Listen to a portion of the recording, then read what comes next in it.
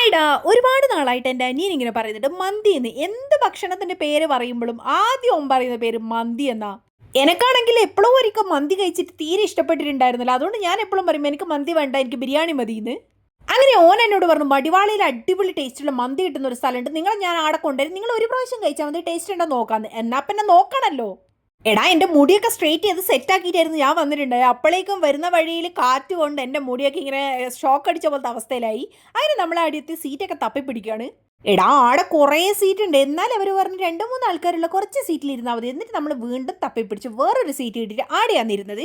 അങ്ങനെ മന്തിയിൽ ഏത് വേണമെന്ന് ഇങ്ങനെ ഒരുപാട് നേരം ആലോചിച്ചതിന് ശേഷം ഞാൻ പെരിപ്പറി മന്തിയും ഇവൻ വേറെ എന്തൊരു മന്തിയാണ് വാങ്ങിയത്. പെരിപ്പറി മന്തി എന്തായാലും എനിക്ക് ഇഷ്ടമായി. ഇനി നല്ല അടിപൊളി ചിക്കൻ ആയിരുന്നു. അത് കഴിഞ്ഞിട്ട് കുറേ നേരം നടന്നതിന് ശേഷം ഒരു ചായയും പിന്നെ ഒരു പഴംപൊരിയും കഴിച്ച്, എന്നിട്ട് പിന്നെ കുറച്ച് സാധനം വാങ്ങാനുണ്ടായിരുന്നു. പിന്നെ അടുത്തുള്ള ഡിമാർട്ട് തപ്പി പിടിച്ച് നേരെ അങ്ങോട്ട് പോയി അതും കൂടി വാങ്ങിയിട്ട് ഇനി പോവാണ്. ഞാനാണെങ്കിൽ കയറിയ ബസ്സിൽ ഒരു മനുഷ്യനില്ലായിരുന്നു. എന്ന് വെച്ചാൽ ഡ്രൈവറും കണ്ടക്ടറും ഞാനും മാത്രമായിരുന്നു. അങ്ങനെ ഞാൻ ബസ്സൊക്കെ ഇറങ്ങി മെല്ലെ നടന്നു എണ്ണി ഇനി റൂമിലേക്ക് പോകണം. വേറെന്താ, വാങ്ങിയ സാധനങ്ങളെല്ലാം അടുക്കിപ്പെറുക്കി വെക്കണം. എന്നാൽ പിന്നെ അടുത്ത വീഡിയോയിൽ കാണാം. ബൈ.